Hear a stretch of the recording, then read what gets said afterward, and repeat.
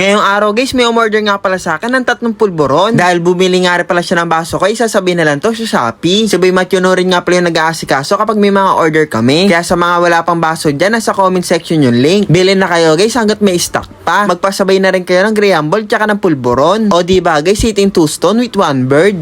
Baka business green-minded ang datingan. At syempre guys, huwag nga rin pala kayo mag-alala na masisira yung binili nyo sa amin. Kapag bumalik kasi kayo sa amin, meron kayong lifetime warranty. Kaso guys, may expire nga pala yun kapag na-receive nyo na yung gamit. At kapag may reklamo nga pala kayo, si Boy Ubo nga pala yung kakausap sa inyo. Maya-maya nga pala guys, may nagpunta nga pala sa bahay namin na bumili ng Graham Ball. Maraming salamat nga rin pala kay Ma'am Jocelyn. Second time customer ko na nga rin pala siya. Hindi nga rin pala nakapag-deliver ngayon guys kasi sobrang init. Swerte ko nga rin pala guys na may bumili ngayon. Sakto kasi na walang dog food si Mingming. Kaya nga pala dog food pinapakain kay Mingming kasi natahol na rin to. Tapos guys, habang nabili nga pala ako ng dog food, hindi ko alam napunta ako dito sa may Samgyupsal. Ewan ko kay Blooming ba't napunta kami dito. Ang galing nga guys dahil kompleto kami dito ng Team Dugyot. Matagal na nga rin pala ako nagki-craving sa Samgyup. Kaya bago ako pumunta ng Dharma bukas, nakain ko na yung mga gusto ko. Panigurado guys, kapag nagpa-check up ako, marami akong bawal na kainin. Grabe nga rin pala to nakainan namin guys. Iba't iba yung flavor ng karne niya. Hindi ko nga pala alam kung ano yung mga tawag na flavor dito, pero guys, promise ang sarap. Kaya guys, ano pa inaantay nyo? Mag-Samgyup na rin kayo. Buong Holy Week nga rin pala kami hindi nakapagkarne, kaya lulubos-lubosin na namin to. At syempre guys, dito nga pala kami kumain sa Native Opa. Kaya baka naman Native Opa.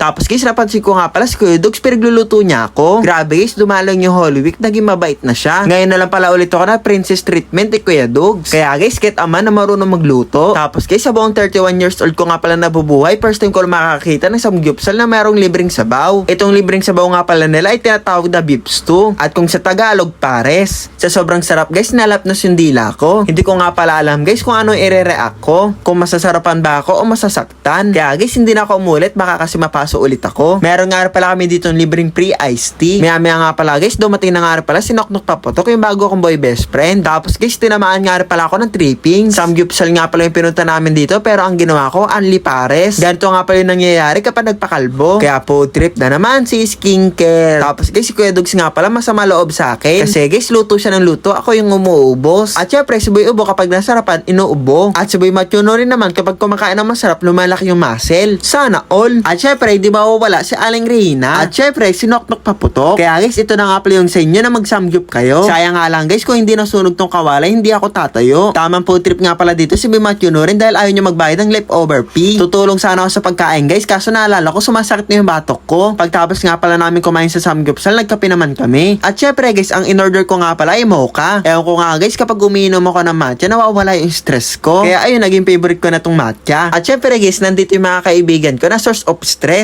Yun lang, thank you for watching. Bye-bye!